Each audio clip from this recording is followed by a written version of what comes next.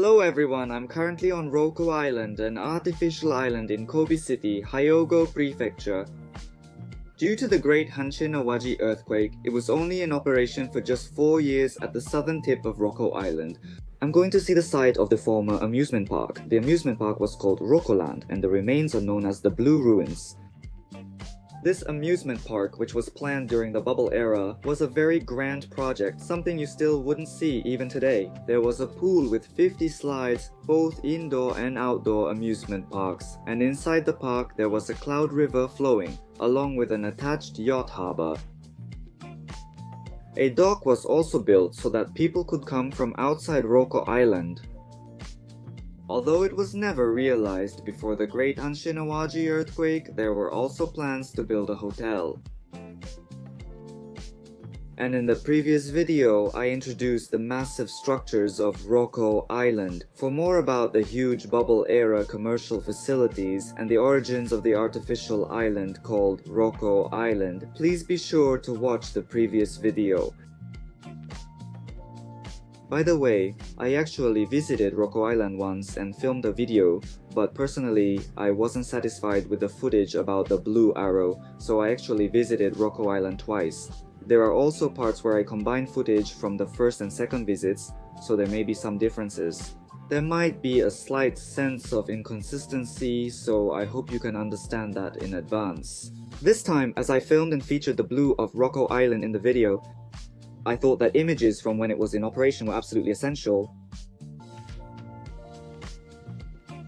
So as I mentioned earlier, from Island Center Station where huge buildings are lined up, I'll get back on the Rokko liner and head one stop over to Marine Park Station. I introduced the Rokko liner in a previous video as well.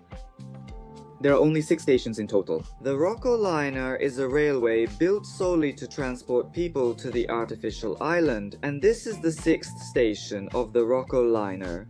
The final stop is Marine Park Station. We've arrived at Marine Park Station, but basically all the Rokko liner stations are built the same way, so there aren't any particular features that stand out. When you get off at this station, you'll see a huge pedestrian bridge in the middle. This bridge has been here ever since the amusement park days and still remains today. There aren't many people around now, but you can tell it was built solidly, assuming there would be a lot of people coming and going. Also, if you look to the right, there's an outdoor pool facility called Rekapatos.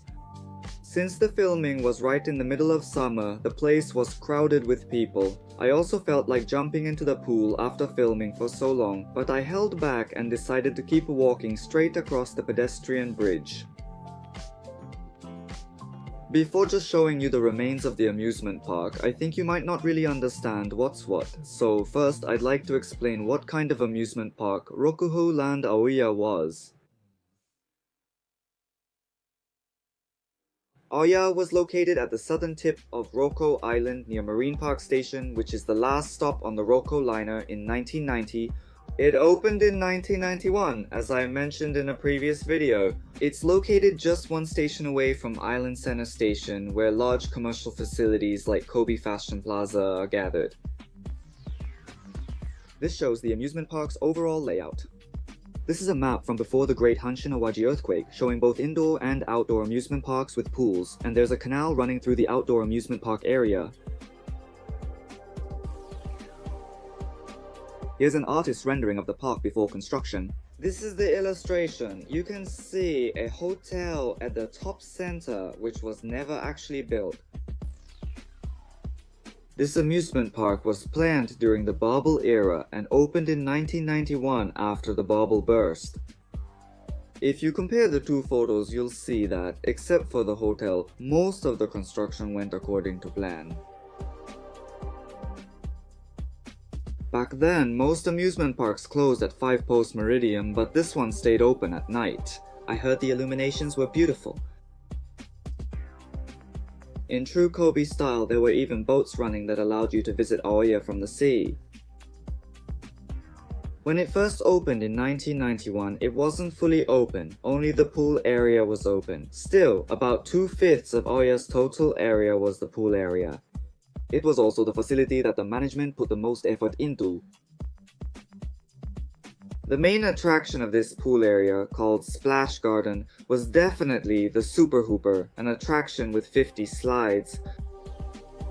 I've never seen anything of this scale even today. There were 50 slides, each with a different course, and apparently no two were exactly the same. There was also Lazy River. There were pools, kids' pools, and it was aimed at people of all ages like couples and families. It seems that there were changing rooms and rest areas set up across a deck that crossed a pond, which was later connected to the amusement park area's canal. Just introducing the pools alone, there's so much to talk about because they were so impressive. By the way, they were open. The admission fee at the time was 2,500 yen, which might seem expensive if you think it's just for the pool, but the Super Hooper attracted a lot of attention and it was a huge success. It seems that was the case. And then, the following year, in 1992, the indoor amusement park area opened. It was open just to the north of the pool area's Splash Garden.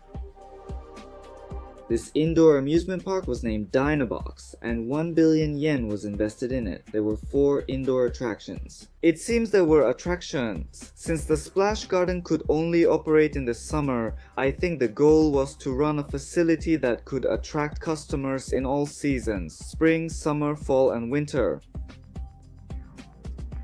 And then, in July of the following year, 1993, the outdoor amusement park Dynaburn, as well as commercial facilities, a loan office, and the Unkin Cruise Yacht Harbour opened. With this, all facilities except the hotel were finished as planned, and the complex fully opened. This is just my personal opinion, but things like Splash Garden, Dynabox, and Dynaburn, the names given to the areas have that kind of bubble-like feel. In the Reiwa era, you wouldn't see names like these. Also, they used the word Dyna. That was the impression I got, that it just wouldn't happen in the first place. Dynaburn, the outdoor amusement park, seemed to have many of the typical attractions you'd find at a regular amusement park, like a Ferris wheel and a merry-go-round. As for just the burn part of Dynaburn, it felt more like a small-scale amusement park. However, it was built to float on the canal, and its location right next to the sea was outstanding, which seemed to attract a lot of people. Personally, I want to talk about something called Canal Ocean Rock. The canal was 1.5 kilometers long. Of course, there are other amusement parks with canals, but this one was used differently. There was a yacht harbor attached inside the park. Yachts and cruise ships would come and go from the outside sea. This is what made it special. It seems like a plain typical of the bubble era. You take a 20-minute sightseeing boat ride around the canal. There were also attractions that made good use of the canal, like cruises and boat rides. By the way, the canal connects the outer sea and the Blue Hole. The place where the canal connects is called a drawbridge. There was also a bridge that opens upward to let boats pass. Right near the Blue Hole is the Rokko Marine Park Station, which is a boarding point for the sea bus. There are facilities, and you can reach the Blue Hole from the sea too. And it's been about a year and a half since the Blue Hole fully opened. In January 1995, the Great Hanshin-Awaji earthquake occurred, where the Blue Hole is located. Rokko Island suffered extensive damage. It's something that is the lifeline for the residents living on Rokko Island. The Rokko liner was completely out of service, and it took 4 months just to restore operations within Rokko Island. It seems that it took another 6 months to restore the tracks for Line A. Even traveling by car became temporarily impossible, and it truly became an isolated land. I like the atmosphere of artificial islands, and I have a desire to live there someday, but honestly, I'm a bit scared of what might happen if a disaster like this strikes. Of course, even Aoiya itself was severely affected by the earthquake disaster. This is from after the disaster. This is how Aoiya looked about a week after the disaster. At first glance, it doesn't seem to have suffered much damage. However, it turned out that a large amount of money would be needed for reconstruction, so they gave up on reopening the business. Now under the pedestrian bridge, it's just an ordinary road, but this road is used by people going to the pool and amusement park. This area used to be a main street-like place called Ocean Deck, and if you look just to the right, you can see a beautiful apartment building and an elementary school. And further back there's also Kobe International University. This is the former site of structures like the Liner Barn and Yacht Harbor. When you compare it with the current aerial map like this, about half of that blue area is the apartment complex I mentioned earlier. The rest is occupied by an elementary school and a university. The canal has completely disappeared as well. It's a mystery how they filled it in, but I suppose they probably drained it into the sea. So what happened to the land where the splash garden with its 50 slides and the indoor amusement park diner box used to be? It hasn't been used up to now, and it's still just an empty lot. The only remaining facility from the time of the Blue Arrow is the multi-story parking garage seen in the foreground. Personally, I found it really strange, but there's a huge tree standing right in the middle of the parking garage, piercing through it. It seems that this parking garage used to be the multi-story parking lot for the pool called Decapathos, which I introduced earlier and still exists today, but at least in 2023 it wasn't being used even while the pool was open. I took a look inside the multi-story parking garage and the floor was covered with repair marks. It seemed to be remnants from the earthquake. By the way, the multi-story structure behind the parking lot where there used to be the diner box, the pool's back office, and the break room, there's now a flat parking lot for Decapotos. For now, I'll go down the pedestrian bridge and walk straight ahead. There's no trace of the ocean deck left at all, and actually this road was nicely paved when the school on the right was built. On the left side, the grass is overgrown, and on the right side, there are schools and apartment buildings lined up. There's absolutely no trace left of the pool that used to be here. Until around the year 2000, the pool and other facilities were left as they were, but they have since been removed. Looking at it on Street View and such, it seems like the grass is regularly cut. This vast land has been left abandoned for about 20 years. People who are familiar with the area might see the remaining parking lot and realize that something used to be here, but for most people who don't know anything, this place is just, even if I said there was once an amusement park here, they likely wouldn't believe me.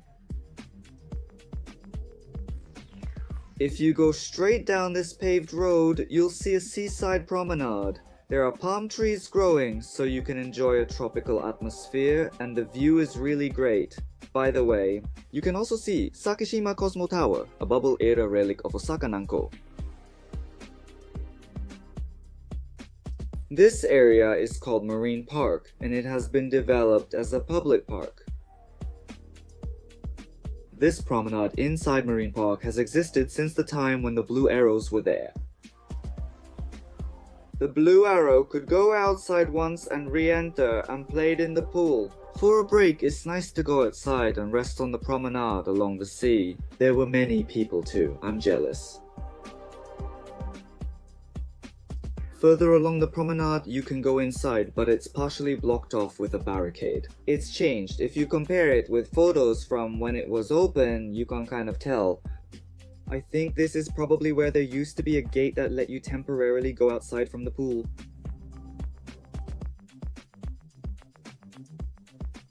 There are benches set up nearby, and you can go all the way to the seaside. There are also stairs here. It seems that people who came to Aoiya used to take breaks in places like this.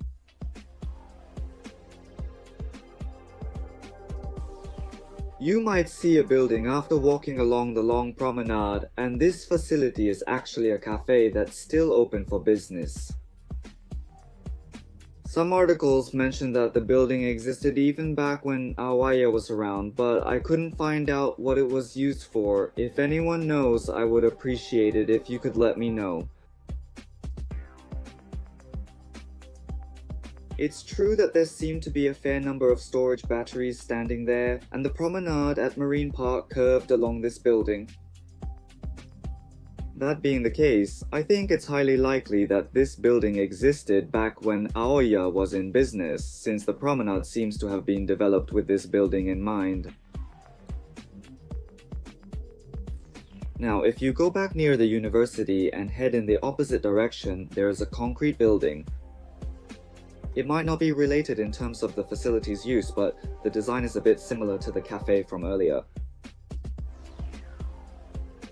This building was apparently used as a waiting area or reception for the Kobe Sea bus, which is used to go to or return from Aoiya by sea. There are vending machines installed outside, and on the first floor there's a shop that recently opened. It's only open on weekends, and since the filming day was a weekday, I wasn't able to go. Also, there used to be a boat dock near this waiting area until a few years ago, but now that dock is gone as well.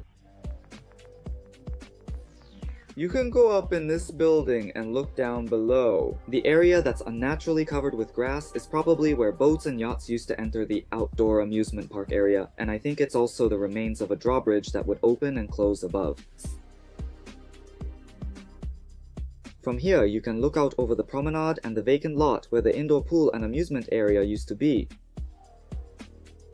It's hard to believe that a pool, amusement park, and canal once existed in this very spot, despite mentioning it numerous times.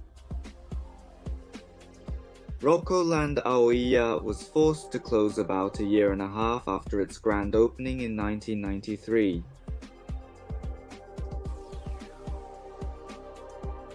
By the way, the Ferris wheel that was at the outdoor amusement park Dynaburn is still there. It still exists, even as a year has passed since the earthquake. In December 1995, a commercial facility called Mosaic and an amusement area called Mosaic Garden were opened. A small amusement park opened in a relatively nearby location called Kobe Harborland. It seems that the amusement park was built as a symbol of recovery from the earthquake. Starting with the Ferris wheel, several facilities from the Blue Arrows Dynaburn were relocated, but in the end, Mosaic Garden has closed. Currently, only the Ferris wheel remains. However, this Ferris wheel is still a symbolic presence in Kobe. Now, changing the subject, it was less than a year after the earthquake in January 1995 that Aoiya was established. The amusement park attractions were relocated and a new one opened nearby. They say they gave up on rebuilding because repairs and other costs would be too high, but since the attractions were relocated within a year, I think they decided to give up on rebuilding fairly quickly. Also, at the beginning of this video I mentioned the hotel that was never actually built. Actually, this hotel? If things had gone according to the original plan, it would have been completed in 1993 before the earthquake. However, it was postponed many times, and as a result the hotel was never completed, and then the earthquake happened. Based on these two things, we can conclude that the management had financial concerns even before the earthquake, partly due to the burst of the economic bubble. In fact, the parent company actually went bankrupt in the year 2000. This is just my personal opinion, but honestly, even if by some chance the hotel was rebuilt after the earthquake, to be honest, people would ask, would it have survived in this era? I have my doubts. Now, it is open. Someone like me, if you like bubble era buildings like I do, you'll probably go to Aoiya a lot. You can take the Rokko liner from Sumiyoshi Station or Uozaki Station transfer and go to Aoyama. Honestly, I can't imagine a large number of visitors coming. Even if it had been rebuilt, there's a possibility that it might have run into difficulties with the garden and ended up closing. However, after Aoyama closed, the newly opened Decapatos was bustling with people. There were a lot of people there, even though it was a weekday. Seeing this scene, I honestly think it might have been difficult to keep the amusement park area going. I think the pool area would still be thriving if it were around now. Why is that? Even now, having 50 slides is rare. By the way, there are plans to build glamping and barbecue facilities on part of the vast vacant land where the pool area and indoor amusement park used to be. The barbecue facility is scheduled to open around August 2023, and the glamping facility is planned to open around April 2024, according to the announcement. That's what was announced. However, when I visited in August and September 2023 at least, construction had not yet started. Since the construction of the barbecue facility is delayed, it seems the glamping facility also won't open as scheduled. However, the company planning this project is called Kaleido Japan, which is based in Suma, Kobe. They have also participated in the development of Kai Park and the Sennan Long Park in Sennan City, Osaka Prefecture, and all of these places have been beautifully developed. I think it's a trustworthy company, so I'm looking forward to it no matter when it opens. What did you think? There was a legendary amusement park that was open for only 4 years, a pool with 50 slides, an indoor amusement park with cutting-edge attractions, an outdoor amusement park with a flowing volcano where you could ride yachts and boats, and a pier where you could go from the sea to the blue rocks. Everything was like a dream.